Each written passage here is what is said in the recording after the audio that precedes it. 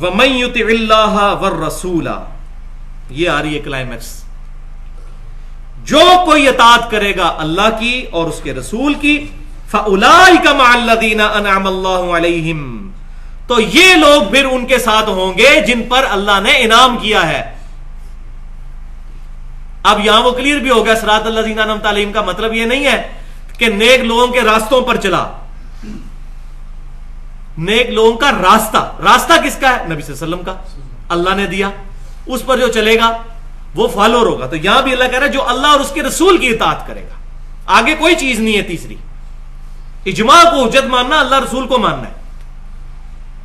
تو میں نے پہلے بھی بتایا صحیح حدیث ہے المستدرک للحاکم میں کہ میری امت کبھی گمراہی پر جمع نہیں ہوگی، امت کا اجماع حجت ہے، چاہے صحابہ کا ہو چاہے آج ہو جائے، قیامت تک کے لیے حجت ہے اجماع امت کا۔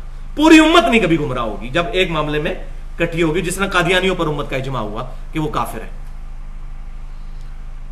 تو جو اللہ کی اطاعت کرے اور اس کے رسول کی، فَأُولَٰئِكَ مَعَ الَّذِينَ أَنْعَمَ اللَّهُ عَلَيْهِمْ، تو وہ ان لوگوں کے ساتھ ہوگا جن پر اللہ نے انعام کیا، مِنَ النَّبِيِّينَ۔ کون لوگ ہوں گے وہ؟ یہ اب صراط الذین انعمت علیہم کا پھول جو ہے یہاں پر کھل رہا ہے۔ کون کون لوگ ہیں؟ من النبیین، نبیوں میں سے تمام انبیاء کرام، والصدیقین، اور صدیقین، یہ ولایت کا اونچا ترین درجہ، جیسے سیدنا ابوبکر صدیق رضی اللہ تعالیٰ عنہ صدیقین میں سے ہیں، والشہداء والصالحین، اور شہید اور نیک لوگ۔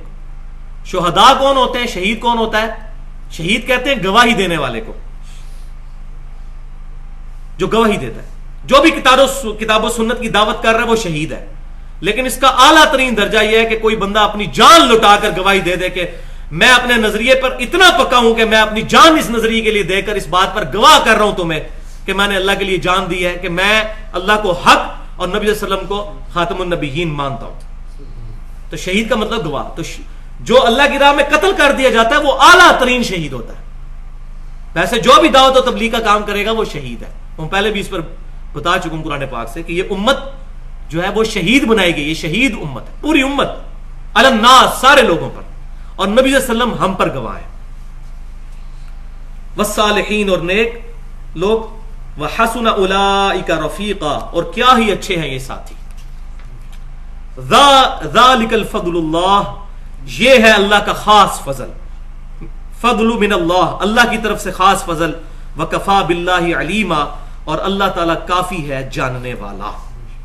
تو یہ اب قرآن پاک اب بند کر دیجئے، باقی جو تھوڑا ٹائم بچ گیا ہے اس میں اسی آیت پر گفتگو کرنے لگا ہوں۔ اس کے حوالے سے کچھ بنیادی باتیں سمجھ لیجئے کہ اطاعت رسول کیا ہے اور محبت رسول کیا ہے، اللہ کی اطاعت اور اللہ کی محبت کیا ہے، کیونکہ اس معاملے میں دونوں طرف پینڈولم کی ایکسٹریمز ہیں۔ کچھ لوگ ہیں جو کہتے ہیں کہ اللہ اور اس کے رسول کی محبت کافی ہے، اطاعت کی کوئی ضرورت نہیں ہے، اور دوسری طرف وہ لوگ ہیں جو اطاعت پہ اتنا زور دیتے ہیں کہ اطاعت ہی اطاعت ہونی چاہیے، اور محبت والی جو روحانی چاشنی ہے اس سے انہوں نے کنارہ کشی کی ہوئی ہے۔ تو یہ دونوں پینڈولم کی ایکسٹریمز ہیں۔ اہل سنت کا منہج اس کے درمیان میں، اہل سنت فرقہ نہیں، منہج، اہل سنت منہج وہ درمیان میں ہے، اعتدال پر ہے، کہ یہ دونوں چیزیں اپنی اپنی جگہ ضروری ہیں۔ اور اس پہ میں وہ آیت جو سورہ الذاریات کے اندر موجود ہے، آیت نمبر 49، کہ اللہ تعالیٰ نے ہر چیز جوڑوں کی شکل میں پیدا کی ہے تاکہ تم اس پر غور و تفکر کرو۔ اس آیت کے تحت آپ اگر غور کریں گے تو کافی چیز، انسانوں اور جانوروں کے تو جوڑے ہیں، باقی بھی چیز جوڑوں کی شکل میں، علم اور عمل یہ جوڑا ہے، دونوں چیزیں ضروری ہیں۔ خالی علم بھی کسی کام کا نہیں، خالی عمل بھی کسی کام کا نہیں۔ امر بالمعروف و نہی عن المنکر، نیکی کی دعوت بھی کرنی ہے، برائی سے روکنا بھی، یہ بھی جوڑا ہے۔ اسی طریقے سے محبت بھی ضروری، اللہ اور اس کے رسول کی اطاعت بھی ضروری، یہ بھی ایک جوڑا ہے۔ تو یہ جوڑوں کی شکل میں ساری کتاب اور سنت، یہ بھی ایک جوڑا ہے۔ دو انڈیپینڈنٹ سورس ہیں، کتاب بھی اور سنت بھی، اور سنت وہ ہوگی جو صحیح حدیث سے ڈرائیو ہوگی، ورنہ ہر بندہ اپنی مرضی سے سنتے بناتے پھر رہے ہیں آج کل لوگ، صحیح حدیث سے جو ڈرائیو ہوگی۔ تو اللہ تعالیٰ نے تمام چیزیں جوڑوں کی شکل میں پیدا فرمائی ہیں۔ تو یہاں بھی یاد رکھیں کہ محبت اور اطاعت یہ دونوں چیزیں پیرلل میں ضروری ہیں، کسی ایک چیز سے بھی انکار نہیں کیا جا سکتا۔ والذین آمنوا اشد حبا للہ، ایمان والے شدید ترین محبت کرتے ہیں اللہ کے ساتھ۔ اور پھر اس کا کلائمیکس ہے سورہ توبہ کے اندر، آیت نمبر 24، اس میں اللہ تبارک و تعالیٰ نے 8 چیزیں گنوائی ہیں اور فرمایا کہ یہ 8 وہ دنیا کی چیزیں ساری، تمہارے کاروبار، تمہارے کھیت، تمہارے جانور، تمہارے یہ ہیرے جواہرات جو تم نے جوڑ رکھے ہیں، یہ تمام چیزیں اگر تمہیں اللہ اور اس کے رسول اور اللہ کی راہ میں جہاد کرنے سے زیادہ بہتر یہ لگتے ہیں، ان کی طرف تمہارا زیادہ جھکاؤ ہے، تو پھر تم اللہ کے عذاب کا انتظار کرو۔ اللہ ایسے فاسقوں کو ہدایت نہیں دیتا، ان سے محبت نہیں کرتا۔ تو محبت بہت ضروری ہے، محبت بھی ضروری ہے، اطاعت بھی ضروری ہے۔ تو اب یہ ڈیفینیشن سمجھ لے جائے، عبادت جو ہے یہ 2 چیزوں کا مجموعہ ہے، اللہ کی محبت اور اللہ کی اطاعت۔ محبت الہی پلس اطاعت الہی از اکول ٹو عبادت۔ اور اتباع رسول یہ بھی 2 چیزوں کا مجموعہ ہے، محبت رسول اور اطاعت رسول۔ اور قرآن میں کیٹاگوریکل مینشن ہے، قل ان کنتم تحبون اللہ فاتبعونی، نبی صلی اللہ علیہ وسلم کی اتباع کرنی ہے، دل سے محبت رکھتے ہوئے آپ صلی اللہ علیہ وسلم کی سنت کی پیروی کرنی ہے۔ تو محبت اطاعت یہ دونوں چیزیں ضروری ہیں، تب ہوگی اتباع۔ اور اس کا جو میں سمجھتا ہوں بہت بڑی مثال عبداللہ بن عمر ہے رضی اللہ تعالیٰ عنہ۔ صحیح بخاری کھول کے دیکھیں، سفر حج کے دوران جہاں جہاں نبی صلی اللہ علیہ وسلم نے سواری بٹھائی تھی، کہیں بیٹھ کے کھانا کھایا تھا یا پیشاب کیا تھا، اگلی دفعہ جب اکیلے جاتے تھے جب بھی انہی جگہوں پر رکتے تھے۔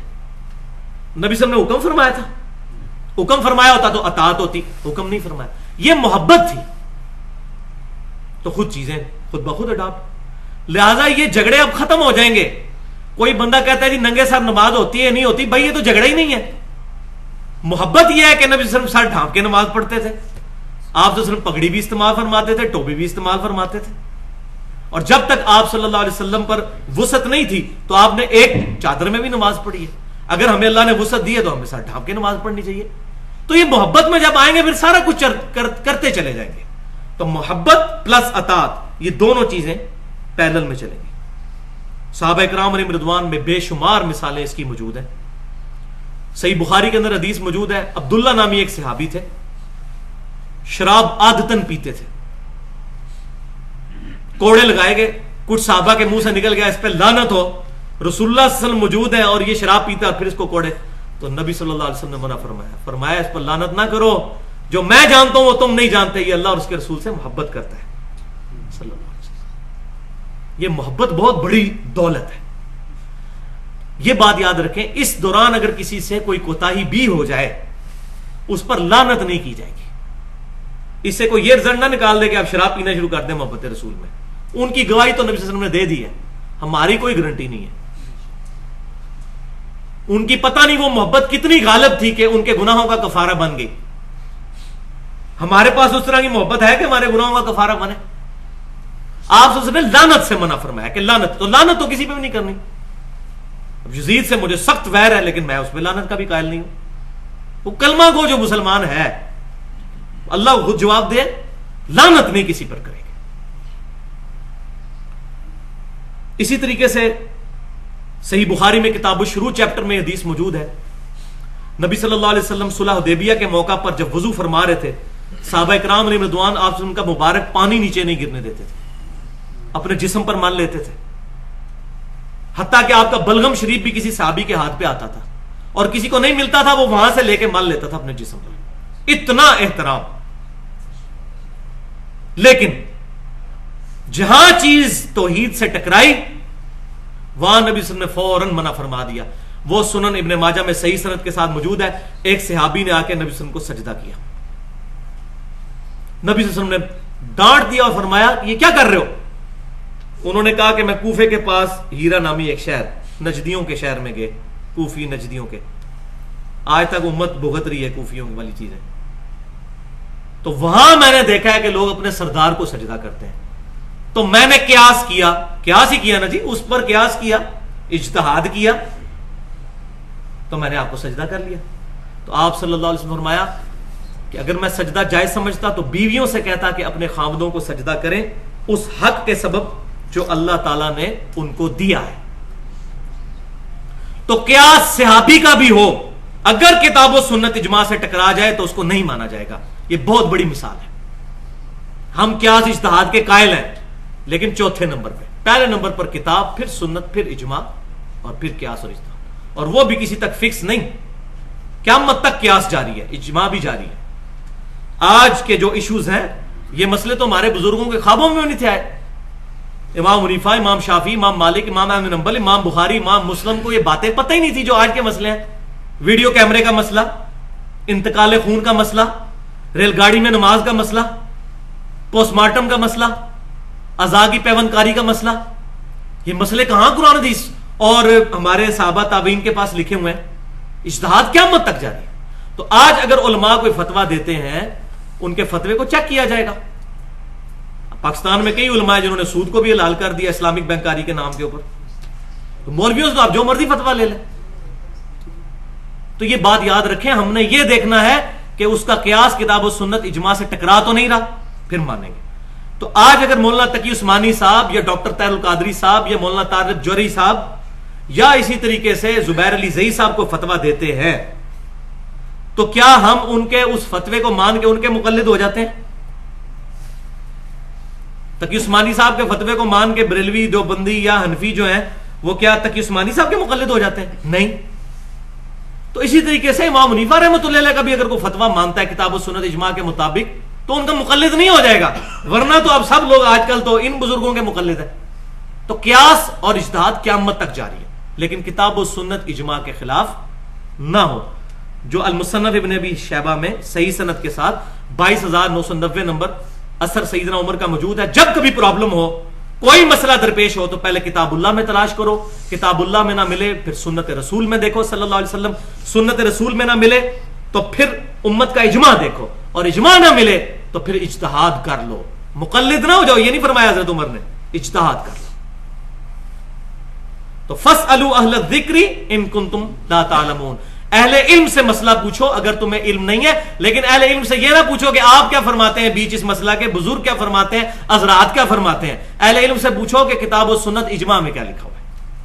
اپنی طرف سے کوئی مسئلہ نہ بتائیں. تو یہ فرق ہے اہل سنت اور اہل بدعت کا. اہل سنت کتاب اللہ، سنت، اجماع، پھر اجتہاد. اور اہل بدعت پہلے نمبر پر اجتہاد کو لے کے آتے ہیں اور باقی ساری چیزوں کو بعد میں. اس پر میں نے بھی کافی ڈیٹیل کے ساتھ تقریباً 8 حدیثیں بیان کرنی ہے لیکن اب ٹائم مکمل ہو چکا ہے. اگلی دفعہ میں انشاءاللہ اس پر گفتگو کروں گا 8 حدیثوں کے ذریعے کہ محبت اور اطاعت، اور اس کا ایک آپٹیمل سولوشن بتاؤں گا کہ کہاں پر بات جا کے رکتی ہے، کہ خالی محبت یا خالی اطاعت، کیا دونوں چیزیں پیرلل میں ہیں اور آپٹیملی ہم کہاں تک پہنچیں گے. صحیح حدیث کی روشنی میں انشاءاللہ تعالی اس کو سمجھیں گے. جو میں نے حق بات کہی اللہ تعالی ہمارے دلوں میں راسخ فرمائے. کوئی غلط بات میرے منہ سے نکل گئی تو اللہ تعالی ہمارے دل سے محو کر دے. کتاب و سنت اجماع کو حجت ماننے کی توفیق عطا فرمائے. فرقہ واریت سے محفوظ فرمائے. سبحانک اللہم و بحمدک اشہد ان لا الہ الا انت استغفرک و اتوب الیک. پچھلی دفعہ سورۃ النساء کی آیت نمبر 69 اور 70 پہ ہماری گفتگو کنکلوڈ ہوئی تھی اور میں نے عرض کیا تھا کہ یہ جو آیت نمبر 69 اور 70 ہے اس پہ میں اگلی دفعہ تقریباً 8 احادیث اور کچھ آیات کی روشنی میں گفتگو کروں گا. تو آج اس کو انشاءاللہ آگے لے کر چلتے ہیں. تو میں نے عرض کیا تھا کہ محبت اور اطاعت یہ دونوں چیزیں کمپلیمنٹری ہیں. بیک وقت یہ دونوں چیزیں موجود ہونا انسان کے اندر بہت ضروری ہے. تو اس آیت میں سورۃ النساء کی آیت نمبر 69 میں بتایا گیا ہے کہ کون لوگ ہیں جو لوگ قیامت والے دن نبیوں اور صدیقین اور شہداء اور نیک لوگوں کے ساتھ ان کو جنت میں پڑوس ملے گا، جو اللہ اور اس کے رسول صلی اللہ علیہ وسلم کی سچی اطاعت کرنے والے ہیں. تو آپ صلی اللہ علیہ وسلم کی اطاعت کے ساتھ محبت کی جائے گی اور محبت کے ساتھ اطاعت کی جائے گی. اور یہی معاملہ اللہ تعالیٰ کے ساتھ بھی ہے، جس کو میں نے پچھلی دفعہ ڈیٹیل سے عرض کیا تھا. تو صحیح بخاری اور مسلم کی متفق علیہ حدیث ہے کہ انس بن مالک کہتے ہیں کہ نبی صلی اللہ علیہ وسلم کی خدمت میں ایک شخص حاضر ہوا اور اس نے عرض کیا کہ اللہ کے رسول قیامت کب آئے گی؟ تو آپ صلی اللہ علیہ وسلم نے فرمایا تم نے قیامت کے لیے کوئی تیاری بھی کی ہے؟ تو اس نے عرض کیا اللہ کے رسول صلی اللہ علیہ وسلم میرے پاس نہ تو بہت زیادہ نمازیں ہیں، نہ صدقات اور نہ روزے، البتہ میں اللہ اور اس کے رسول صلی اللہ علیہ وسلم سے محبت کرتا ہوں۔ تو آپ صلی اللہ علیہ وسلم نے فرمایا کہ انسان اس کے ساتھ ہی ہوگا جس سے وہ محبت کرتا ہے۔ انس بن مالک کہتے ہیں کہ اللہ کی قسم اسلام لانے کے بعد ہمیں نبی صلی اللہ علیہ وسلم کی کسی بات سے اتنی خوشی نہیں ہوئی جتنی اس بات سے ہوئی کہ جو شخص اللہ اور اس کے رسول سے محبت کرتا ہے وہ اللہ اور اس کے رسول کے ساتھ ہوگا صلی اللہ علیہ وسلم۔ تو یہ اتنی امپورٹنٹ چیز تھی، اس لیے میں نے پچھلی دفعہ 12-13 منٹ اس پہ لگائے اور آج بھی تقریباً 25 کے قریب منٹ انشاءاللہ اسی گفتگو پر ہوں گے کہ محبت کا جذبہ بھی بہت ضروری ہے۔ تو اس میں جو قرآن پاک کا ایپیکس ہے، ضربہ سنام ہے، سمم بونم ہے، وہ سورہ التوبہ کی آیت نمبر ہے 24۔ یہ نکال لیجئے، سورہ التوبہ آیت نمبر 24، پارہ نمبر 10 کے اندر، سورت نمبر 9، پیج نمبر یہ بلو قرآن پاک پہ 191 نکال لیں۔ بسم اللہ الرحمن الرحیم۔ قل ان کان آباؤکم، اے محبوب صلی اللہ علیہ وسلم فرما دیجئے کہ اگر تمہارے ماں باپ و ابناؤکم اور تمہارے بیٹے یا اولاد و اخوانکم اور تمہارے بھائی یا بہنیں وَأَزْوَاجُكُمْ اور تمہاری بیویاں یا بیویوں کے لیے شوہر، دیکھ لیں یہ سارے رشتے گنوائے جا رہے ہیں، وَعَشِيرَتُكُمْ اور تمہارا کنبہ، وَأَمْوَالُ نِقْتَرَفْتُمُوهَا اور وہ مال جو تم نے بڑی محنت سے کمائے ہیں، وَتِجَارَةٌ اور تمہارا کاروبار، تَخْشَوْنَ كَسَادَهَا جس کا تمہیں ڈر لگا رہتا ہے کہ یہ کہیں ماند نہ پڑ جائے، وَمَسَاكِنُ تَرْضَوْنَهَا اور وہ مکانات جو تمہیں بڑے پسند ہیں۔ یہ 8 چیزیں گنوائی ہیں، یہ 8 کی 8 چیزوں کی محبت اگر تم پر غالب آ جائے،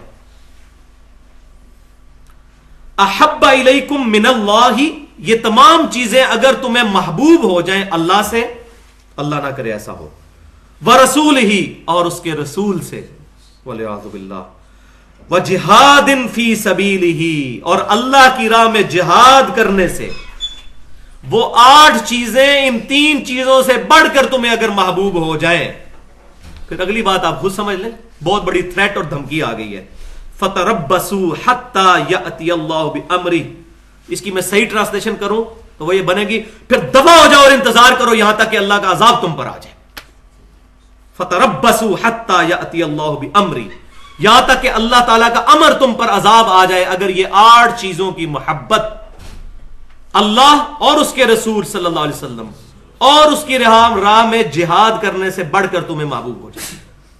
جہاد کی مختلف شکلیں ہوں گی، کتاب اللہ کی دعوت بہت بڑا جہاد، جہاد اکبر کہا گیا قرآن پاک میں، فَلَا تُطِعِ الْكَافِرِينَ وَجَاهِدْهُمْ بِهِ جِهَادًا كَبِيرًا، سورۃ الفرقان آیت نمبر 52۔ اے محبوب صلی اللہ علیہ وسلم کافروں کی بات کی پرواہ مت کیجئے، وَجَاهِدْهُمْ بِهِ جِهَادًا كَبِيرًا اور اس کتاب کے ذریعے بڑا جہاد کیجئے، کتاب اللہ کی دعوت یہ جہاد، اور پھر اس کا آخری درجہ جو ہے وہ قتال، سب سے ہائیسٹ گڈ جو آگے آ جائے گا انشاءاللہ۔ یہ 3 چیزیں اللہ اور اس کا رسول اور قتال اور جہاد، یہ تمام چیزیں اگر ڈومیننٹ ہیں پھر تو مومن ہے، اور اگر ان چیزوں کے اوپر وہ 8 چیزیں ڈومیننٹ ہو گئیں، کون کون سی چیزیں ذرا دوبارہ گن لیتے ہیں، تمہارے ماں باپ، تمہاری اولاد، تمہارے بھائی، تمہاری بیویاں یا بیویوں کے لیے شوہر، تمہارا کنبہ، تمہارا مال جو بڑی محنت سے کمایا، وہ تجارت جس کے ماندے ہونے کا تمہیں خوف رہتا ہے، اور تمہارے مکانات۔ تو اس آئینے میں ہم سب نے اپنی شکل دیکھنی ہے، کیا ایسا تو نہیں ہمارے ساتھ ہو گیا؟ اس وقت امت محمدیہ صلی اللہ علیہ وسلم کی جو حالت ہے پوری دنیا میں کہ 57 ملک ہیں لیکن دنیا کے کسی معاملے میں ہم سے کوئی مشورہ نہیں کیا جاتا، یہ کہیں اسی وجہ سے تو نہیں ہے کہ یہ 8 چیزیں، یہ 8 کی 8 چیزیں ہم پر غالب تو نہیں آ چکی ہوئی، اور اگر آئی ہیں تو ہمیں فوراً توبہ کر کے اپنے رب کی طرف رجوع کرنا چاہیے۔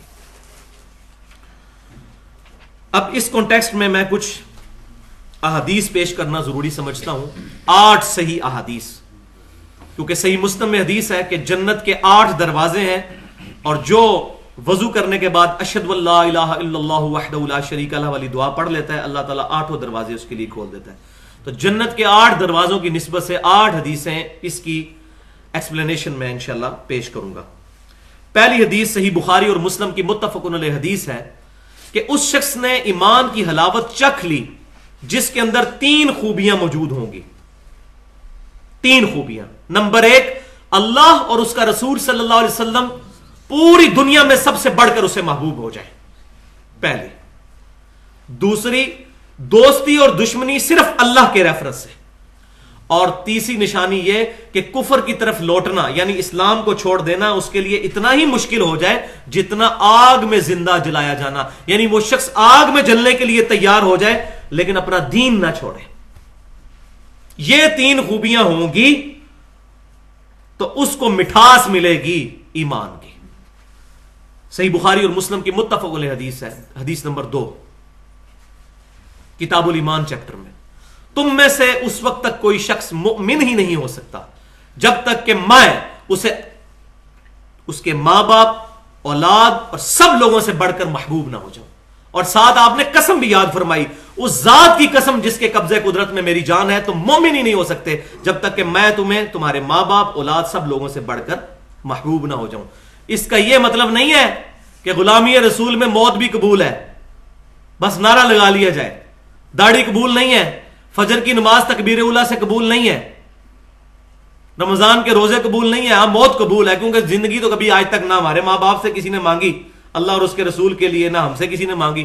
تو ٹھیک ہے، نیت کر لو غلامی رسول میں موت بھی قبول ہے، بالکل ہے قبول، لیکن اس کا پریکٹیکل ثبوت بھی تو ہو. فجر کے وقت اگر نیند پیاری ہو جائے حی علی الصلاۃ اور حی علی الفلاح کی آواز سے، تو کیا موت قبول کرنی ہے نبی صلی اللہ علیہ وسلم کی خاطر ہم نے؟ وہ صحابہ کرام ہی کامل الایمان لوگ تھے جنہوں نے اپنی جانیں دیں. اور یہ حدیث وجد امیز حدیث ہے، حدیث نمبر 3 صحیح بخاری کی. سیدنا عمر کا ہاتھ پکڑا ہوا ہے نبی صلی اللہ علیہ وسلم نے، محبت کے ساتھ، پیار کے ساتھ لاڈ فرما رہے ہیں آپ صلی اللہ علیہ وسلم. تو حضرت عمر بھی فرینک ہو گئے تھوڑے سے. انہوں نے کہا اللہ کے رسول صلی اللہ علیہ وسلم، آپ مجھے میری جان کے علاوہ پوری دنیا میں سب سے بڑھ کر محبوب ہیں. اپنی طرف سے تو انہوں نے بڑا تیر چلایا کہ میں بہت بڑا دعویٰ کرنے لگا حضور کے ساتھ. یہ صحیح بخاری میں. تو نبی صلی اللہ علیہ وسلم نے فرمایا کہ اس ذات کی قسم جس کے قبضے قدرت میں میری جان ہے، بلکہ میں اپنی تمہاری جان سے بھی بڑھ کر، جب تک یہ نہ ہو جائے معاملہ. تو انہوں نے کہا یا رسول اللہ صلی اللہ علیہ وسلم، آپ مجھے میری جان سے بھی بڑھ کر محبوب ہے. تو آپ صلی اللہ علیہ وسلم فرمایا ہاں اے عمر، اب بات بنی ہے، اب ایمان تمہارا مکمل ہوا ہے. اب یہ اندازہ کر لیں آپ. تو میں نے پچھلی دفعہ بتایا تھا یہ فنیٹکزم ہے کہ بعض لوگوں نے اطاعت کے اوپر اتنا زور دیا، اطاعت پہ اتنا زور دیا کہ محبت والی مٹھاس اور چاشنی بیک گراؤنڈ میں چلی گئی. محبت ایک پیرلل سے ایک جذبہ ہے. جیسے میں نے بتایا کہ کتاب اللہ الگ ایک چیز ہے اور سنت بھی ایک الگ سے چیز ہے، دونوں چیزیں ضروری ہیں. اسی طریقے سے نبی صلی اللہ علیہ وسلم کی محبت بھی اور آپ کی اطاعت بھی، یہ دونوں پیرلل میں ہونی ضروری ہے. بعض لوگوں نے محبت پہ زور دیا، اطاعت کو پس پش ڈال دیا. تو یہ دونوں پینڈولم کی ایکسٹریمز ہیں، درمیان کا کام ہے، محبت بھی اور اطاعت بھی. اور یہی ہے اتباع. میں نے بتایا تھا اتباع برابر ہے محبت جمع اطاعت، اور عبادت برابر ہے اللہ کی محبت جمع اللہ کی اطاعت. یہ 2 ڈیفینیشن یاد رکھیں. حدیث نمبر 4 جو میں پہلے ہی بیان کر چکا، صحیح بخاری اور مسلم کی متفق علیہ حدیث ہے کہ آپ صلی اللہ علیہ وسلم کی خدمت میں ایک شخص حاضر ہوا اور اس نے کہا یا رسول اللہ قیامت کب آئے گی؟ تو آپ صلی اللہ علیہ وسلم نے فرمایا قیامت کے لیے کچھ تیاری بھی کی ہے بھائی؟ انہوں نے کہا اللہ کے رسول صلی اللہ علیہ وسلم، نہ تو میرے پاس نمازیں زیادہ ہیں، نہ صدقات زیادہ ہیں، اور نہ روزے زیادہ ہیں. اس کا یہ مطلب نہیں کہ نماز نہیں پڑھتے تھے، یہ ان کی عاجزی تھی. وہ یہ کہنا چاہ رہے تھے کہ میرے پاس نفلی باتیں بہت زیادہ نہیں ہیں، بس ٹوٹل پورا کرتا ہوں، فرض پورا کرتا ہوں. تو ہم تو ٹوٹل بھی نہیں نا پورا کر رہے. البتہ میں اللہ اور اس کے رسول سے محبت کرتا ہوں. تو آپ صلی اللہ علیہ وسلم نے فرمایا پھر اللہ اور اس کا رسول تمہارے ساتھ ہوں گے. اسی حدیث پر بخاری اور مسلم کے اندر انس بن مالک کے کمنٹس موجود ہیں. وہ کہتے ہیں کہ اللہ کی قسم ایمان لانے کے بعد ہمیں کسی بات سے اتنی زیادہ خوشی نہیں ہوئی اسلام کے بعد جو اس بات سے خوشی ہوئی کہ قیامت والے دن اللہ اور اس کے رسول سے محبت کرنے والے اللہ اور اس کے رسول کے ساتھ ہوں گے. اور صحیح مسلم میں تو بہت پیارے الفاظ ہیں. انس بن مالک کہتے ہیں اے اللہ گواہ ہو جا میں تجھ سے بھی محبت کرتا ہوں, تیرے رسول سے بھی محبت کرتا ہوں, سیدنا ابو بکر سے بھی محبت کرتا ہوں, سیدنا عمر سے بھی محبت کرتا ہوں, اگرچہ میرے اعمال رسول اللہ ابو بکر و عمر کی طرح کے نہیں ہیں رضی اللہ عنہم اجمعین, لیکن میں ان سے محبت کرتا ہوں اور میں امید کرتا ہوں تو مجھے ان کے ساتھ کر دے گا. ہم بھی دعا کرتے ہیں اللہ ہم تجھ سے بھی محبت کرتے ہیں, تیرے محبوب صلی اللہ علیہ وسلم سے محبت کرتے ہیں, آپ صلی اللہ علیہ وسلم کے اہل بیت, آپ کے تمام صحابہ, تابعین, تبع تابعین اور صحیح العقیدہ بزرگان دین سے محبت کرتے ہیں. گو ہمارے اعمال ویسے نہیں, لیکن اے اللہ ہمیں قیامت والے دن ان کا پڑوس اور ساتھ نصیب فرما. اب آنے لگی جناب کڑوی گولی. کڑوی گولی تصویر کا دوسرا رخ. ابھی تو میٹھی میٹھی جذبات والی باتیں ہو رہی تھی, اب آنے لگی ہے کڑوی گولی, اور وہ ہے سورہ آل عمران کی آیت نمبر 31 جس پہ میں نے تقریباً 50 منٹ گفتگو کی تھی جب ہمارے درس کے دوران وہ آیات آئی تھی.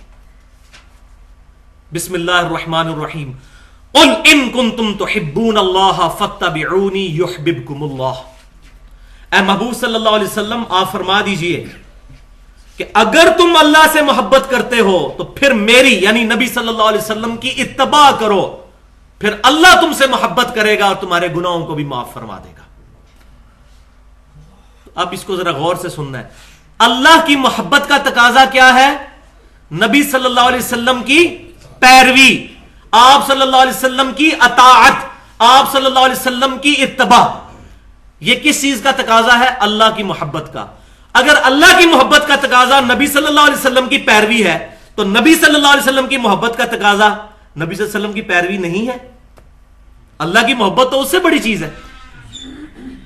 اگر اللہ کی محبت کے لیے نبی صلی اللہ علیہ وسلم کی پیروی ضروری ہے تو نبی صلی اللہ علیہ وسلم کی محبت کے لیے آپ صلی اللہ علیہ وسلم کی پیروی بھی ضروری ہے.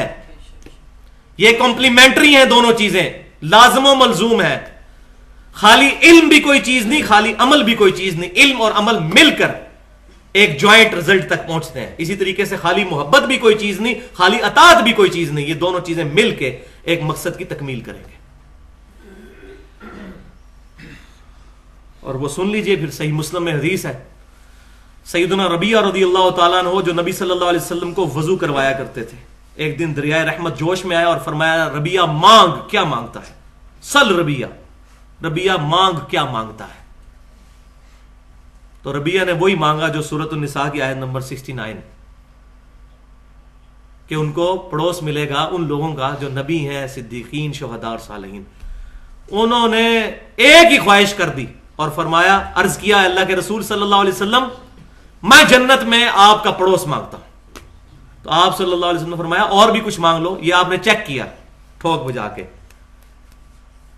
اور وہ الحمدللہ اس امتحان میں بھی کامیاب. انہوں نے کہا یا رسول اللہ آپ کا پڑوس مل گیا, بس یہی کافی ہے.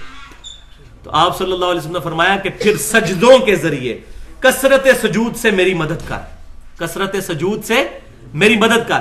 یعنی میں تیری شفاعت کروں گا, اللہ کے حضور دعا بھی کر دوں گا, لیکن اپنے اعمال بھی امپروو کرنے کی کوشش کر, کثرت سجود سے میری مدد کر, کثرت سجود سے میری مدد کر. نفلی عبادات, فرض نہیں, نفلی عبادات. تو فرض تو ڈیٹم لائن ہے, ایٹ لیسٹ ریکوائرمنٹ ہے, فرضوں کے بعد اگلی بات شروع ہوتی ہے. تو اس سے یہ بات بھی پتا چلی کہ جو صوفیاء کے اندر یہ غلط نظریہ پایا جاتا ہے کہ جنت کی طلب کے لیے عبادت نہیں کرنی چاہیے, دوزخ کے ڈر سے نہیں کرنی چاہیے, تو وہ 100% قرآن کے خلاف ہے. یہ فینیٹکزم ہے, صرف یہ فینیٹکس کا نظریہ ہے. قرآن تو یہی بتاتا ہے ہمیں, ربنا اصرف عنا عذاب جہنم ان عذابها کان غراما. ایمان والے دعا کرتے ہیں اللہ ہم سے دوزخ کا عذاب دور کر دے, بے شک دوزخ کا عذاب گلے کا پھندا ہے. اور نبی صلی اللہ علیہ وسلم دعا مانگا کرتے تھے اللہم اجرنی من النار, ہماری تعلیم کے لیے. اور ہم کہتے ہیں جناب دوزخ کا یہ جو ہے نا یہ والا دین, یہ نبی صلی اللہ علیہ وسلم کا دین نہیں ہے. نبی صلی اللہ علیہ وسلم کے دین میں جنت کی خواہش کرنی ہے اور دوزخ سے اللہ کی پناہ مانگنی ہے. جنت کی خواہش ہم کیوں کر رہے ہیں؟ اللہ کے دیدار کے لیے, نبی صلی اللہ علیہ وسلم کے پڑوس کے لیے. جنت میں ہی اللہ کا دیدار نصیب ہونا ہے. تو جس کو جنت نہیں چاہیے تو وہ تو اللہ تعالیٰ کے دیدار کا ہی منکر ہو گیا نا, پھر وہ تو اللہ کی گستاخی کر رہا ہے اصل میں. لہذا وہ رابعہ بصریہ کا جو واقعہ مشہور ہے کہ وہ کہا کرتی تھی, ایک ہاتھ میں انہوں نے آگ اٹھائی ہوتی تھی, ایک ہاتھ میں پانی, اور کہتی تھی آگ سے میں جنت کو آگ لگا دوں گی, پانی سے دوزخ بچا دوں گی, تاکہ لوگ جو ہے وہ جنت اور دوزخ کی وجہ سے اللہ کی عبادت نہ کرے, اللہ کی وجہ سے کرے. یہ اب آن دا فیس آف آرگومنٹ بڑی پیاری بات لگتی ہے, لیکن یہ نان سینس بات ہے. تو ہم رابعہ کے عقیدے پہ نہیں ہے, ربیہ کے عقیدے پہ ہیں. صحابی رسول سل ربیہ, مانگ ربیہ کیا مانگتا ہے. ان کو بھی کہنا چاہیے تھا یا رسول اللہ میں یہ مانگتا ہوں کہ جنت کو آگ لگا دیں اور دوزخ کو بجھا دیں, میں آپ کی محبت کی وجہ سے, اللہ کی محبت کی وجہ سے عبادت کروں گا. تو ہم الحمدللہ ربیہ کے ماننے والے ہیں, صحابہ کے ماننے والے ہیں. اس طرح کی غلط تعلیمات کے پیچھے ہم نہیں چلتے. اس کی وجہ سے ہمیں بزرگوں کو گستاخ کہا جاتا ہے. ہم کہتے ہیں الحمدللہ ہم تو بزرگوں کے گستاخ ہیں, آپ تو گستاخ رسول ہو. گستاخ رسول تو کافر ہوتا ہے, بزرگوں کا گستاخ کافر نہیں ہوتا. اور آپ پہلے سن چکے ہیں دوستی دشمنی اللہ کے لیے. ہمیں اگر کسی کے ساتھ دشمنی ہے تو اللہ اور اس کے رسول کے ریفرنس کی وجہ سے. جو نبی صلی اللہ علیہ وسلم کے دین کو ٹیمپر کرے گا اس سے ہم کوئی محبت نہیں کرتے, وہ کوئی بھی ہو. اور جو آپ صلی اللہ علیہ وسلم کی محبت کا درس دیتا ہے اور آپ کی تعلیمات کو عام کرتا ہے, اس کی جوتیوں کی خاک ہماری آنکھوں کا سرما. امام حنیفہ رحمۃ اللہ علیہ کی جوتیوں کی خاک ہماری آنکھوں کا سرما. امام شافعی, امام مالک, احمد بن حنبل, امام بخاری, امام مسلم, بڑے بڑے ائمہ, ان کی جوتیوں کی خاک ہماری آنکھوں کا سرما. حدیث نمبر 6 صحیح بخاری کی حدیث ہے. آپ صلی اللہ علیہ وسلم نے فرمایا کہ میری ساری امت جنت میں جائے گی سوائے اس کے جس نے انکار کیا. کان کھڑے کر لیں آپ. پوچھا کہ یا رسول اللہ کس نے انکار کیا آپ کا؟ فرمایا جس نے میری اطاعت کی, میری فرما برداری کی, وہ جنت میں جائے گا, اور جس نے میری نافرمانی کی اس نے میرا انکار کیا. کچھ بھی ہیں محبوب تیری محبوب کی امت سے ہیں.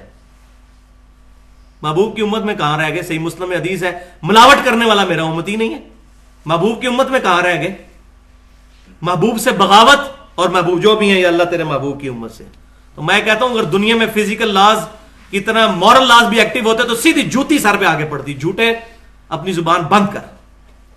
تو حضور کے ساتھ اپنی نسبت کرتا ہے, تیرے کرتوت ایسے ہیں. تو لیکن دنیا میں آرام کھائیں گے, پیٹ میں درد نہیں ہوگا. کسی یتیم کا مال زبان پہ رکھیں گے, زبان نہیں جلے گی, کیونکہ دنیا میں مورل لاز ایکٹیو نہیں ہے. اگر مورل لاز ایکٹیو ہو جاتے تو دنیا میں یہ کام ہوتا. آخرت میں ہو جائے گا. وہ قرآن پاک میں آتا ہے کہ جو لوگ یتیموں کا مال کھاتے ہیں اپنے پیٹوں میں دوزخ کی آگ بھر رہے ہیں. وہ آگ ادھر نہیں روشن, آگے چل کے وہ ایکٹیو ہو جائے گی. ادھر ٹھنڈی ہے وہ, لیکن ادھر اس کو حکم ہوگا ہاں جی آپ ذرا اپنا آپ دکھا اس کو. حدیث نمبر 7 صحیح بخاری اور مسلم کی متفق علیہ حدیث ہے النکاح سنتی فمن رغب عن سنتی فلیس منی. نکاح میری سنت ہے, جس نے میری سنت سے اغراض کیا, اس سنت سے نہیں کسی بھی سنت سے اغراض کیا, فلیس منی, اس کا مجھ سے پھر کوئی تعلق نہیں ہے. اب اندازہ کریں جب نبی صلی اللہ علیہ وسلم سے تعلق ہی نہیں رہے گا پھر کیا شفاعت کریں گے, کیا درخواست کی جائے گی آپ صلی اللہ علیہ وسلم کی بارگاہ میں؟ آپ صلی اللہ علیہ وسلم الٹا شکایت لگائیں گے. سورۃ الفرقان کی آیت نمبر 30 پڑھ لیں. وقال الرسول یا رب ان قوم اتخذوا هذا القرآن مہجورا. اور محبوب صلی اللہ علیہ وسلم شکایت کریں گے قیامت والے دن, اے اللہ میری امت نے قرآن کو پیٹھ کے پیچھے ڈال دیا تھا. بزرگ فرماتے ہیں, حضرات فرماتے ہیں, فلاں فرماتے ہیں, شیخ الحدیث صاحب فرماتے ہیں, اور کہا جائے بھی قرآن میں لکھا ہے ایڈے بڑے بزرگ پاگل نے. تو بھائیوں ان بزرگوں کا فیصلہ تو اللہ نے کرنا ہے. آپ کے سامنے جب کتاب اللہ سے کوئی بات آ گئی تو اس کو تو مانے, ان کا معاملہ اللہ پہ چھوڑے, جو مر گیا اپنے انجام کو پہنچ چکا. ہم کسی مرے ہوئے بندے کے بارے میں بد زبانی نہیں کرتے, لیکن ہمیں جب پتا چل گیا کہ یہ بات غلط ہے تو ہمیں غلط چیز کو غلط کہنا چاہیے. ہمیں جب یہ بات پتا چل گئی کہ ایاک نعبد و ایاک نستعین, اے اللہ ہم صرف تیری عبادت کرتے ہیں اور غائب میں دعا صرف تجھی سے مانگتے ہیں, تو پھر ہم یا علی مدد نہیں کہیں گے, ہم یا شیخ عبد القادر جیلانی مدد نہیں کہیں گے. یہ تو جھگڑا ہی نہیں کہ حضرت علی کو اختیار ہے یا نہیں ہے, سیدنا شیخ عبد القادر جیلانی کو اختیار ہے یا نہیں ہے, جھگڑا ہی نہیں ہے. اختیار ہو تب بھی پکارنا شرک ہے دعا میں. فرشتوں کو اللہ نے اختیار دیا ہے بارش برسانے کا, بارش ہم اللہ سے مانگیں گے فرشتوں سے؟ اللہ سے. فرشتوں سے مانگیں گے تو مشرک ہو جائیں گے. مسئلہ اختیار کا نہیں ہے، مسئلہ ہے دعا پکارنا، ایاک نستعین، صرف تجھی سے دعا کرتے ہیں۔ ظاہری اسباب اختیار کر سکتے ہیں، وتعاونوا علی البر والتقوی ولا تعاونوا علی الاثم والعدوان۔ اور حدیث نمبر 8 بخاری اور مسلم کی متفق علیہ حدیث ہے، قیامت والے دن میرے حوض کوثر پہ کچھ ایسے لوگ لائے جائیں گے جن کو میں پہچانتا ہوں گا کہ میرے امتی ہیں۔ وہ صحیح مسلم میں حدیث ہے کہ میرے امتیوں کے اعضائے وضو قیامت والے دن چمک رہے ہوں گے، قادیانیوں کے بھی چمک رہے ہوں گے۔ وہ پھر بعد میں فیصلہ ہوگا کہ کون منافق اور کون مؤمن۔ جس نے دنیا میں وضو کیا اس کے اعضاء چمکیں گے، سب کے چمک رہے ہوں گے۔ تو آپ صلی اللہ علیہ وسلم کہتے ہیں میں پہچان لوں گا، اور جب ان کو میں مشروب پلانے لگوں گا حوض کوثر سے، ان کے میرے درمیان دیوار کھڑی کر دی جائے گی، اور اللہ تعالیٰ فرمائے گا اے محبوب صلی اللہ علیہ وسلم آپ کو نہیں پتا آپ کی وفات کے بعد یہ لوگ دین سے الٹے قدم پھر گئے تھے، انہوں نے دین میں بدعتیں جاری کر دی تھیں۔ تو اللہ کے رسول کہتے ہیں صلی اللہ علیہ وسلم پھر میں اس وقت کہوں گا سحقن سحقن لمن غیر بعدی، سحقن سحقن لمن بدل بعدی، ان پر پھٹکارو، ان کو مجھ سے دور کر دو جنہوں نے میری وفات کے بعد میرے دین کو بدل دیا، جنہوں نے میری وفات کے بعد میرا دین ٹیمپر کر دیا۔ والعیاذ باللہ تعالی۔ تو یہی تڑپ ہم لوگ لے کر اٹھے ہیں، اور اس کانٹیکسٹ میں کنکلوڈنگ گفتگو کرتے ہوئے نبی صلی اللہ علیہ وسلم سے تعلق کی وہ آیت بھی بیان کرنا ضروری سمجھتا ہوں کہ کون سچا محب ہے نبی صلی اللہ علیہ وسلم کا۔ سورۃ الانعام کی آیت نمبر 159 جو ہمارے منہج پہ بھی لکھی ہوئی ہے، ان الذین فرقوا دینہم وکانوا شیعا لست منہم فی شیء۔ اے محبوب صلی اللہ علیہ وسلم بے شک جن لوگوں نے دین میں فرقے بنائے اور اپنے آپ کو گروہوں میں بانٹ لیا، لست منہم فی شیء، آپ کا ان کے ساتھ کوئی تعلق ہی نہیں ہے۔ انما امرہم الی اللہ، دھمکی ہے، ان کا معاملہ اللہ کے سپرد، ثم ینبئہم بما کانوا یفعلون، پھر اللہ تعالیٰ قیامت والے دن ان کو بتا دے گا جو دنیا میں وہ کرتوت کیا کرتے تھے۔ سورۃ الحج کی آخری آیت ہے هو سماکم المسلمین من قبل وفی ھذا، ابراہیم علیہ السلام نے بہت پہلے تمہارا نام مسلمان رکھا تھا، اور اس قرآن میں وفی ھذا، اور اس قرآن میں اللہ نے تمہارا نام مسلمان رکھا ہے، مسلم رکھا ہے۔ اور پھر مسلمانوں کو نصیحت کرتے ہوئے سورہ آل عمران کی 102 نمبر آیت میں فرمایا گیا یا ایھا الذین آمنوا اتقوا اللہ حق تقاتہ، اے ایمان والو اللہ تعالیٰ کا تقوی اختیار کرو جیسا کہ تقوی اختیار کرنے کا حق ہے، اور حق کیا ہے؟ ولا تموتن الا وانتم مسلمون، اور دیکھنا تمہیں موت نہ آئے مگر اس حال میں کہ تم مسلمان مرنا۔ اپنے آپ کو فخریہ، بریلوی، دیوبندی، وہابی، شیعہ، قادیانی ان ٹائٹلز میں نہ بانٹنا، مسلمان مرنے کی کوشش کرنا۔ کہیں ایسا نہ ہو کہ قیامت والے دن وہ معاملہ ہو جائے جو سورۃ الحجر کی آیت نمبر 2 ہے، ربما یود الذین کفروا لو کانوا مسلمین، 14واں پارہ پہلی آیت۔ اس دن کافر تمنا کریں گے کاش ہم دنیا میں مسلمان ہوتے، ربما یود الذین کفروا لو کانوا مسلمین، کاش ہم دنیا میں مسلمان ہوتے۔ تو یہاں میں یہی دعا کروں گا کہ اللہ تبارک و تعالی ہمیں کتاب و سنت اور اجماع کے منہج پر چلنے کی توفیق عطا فرمائے۔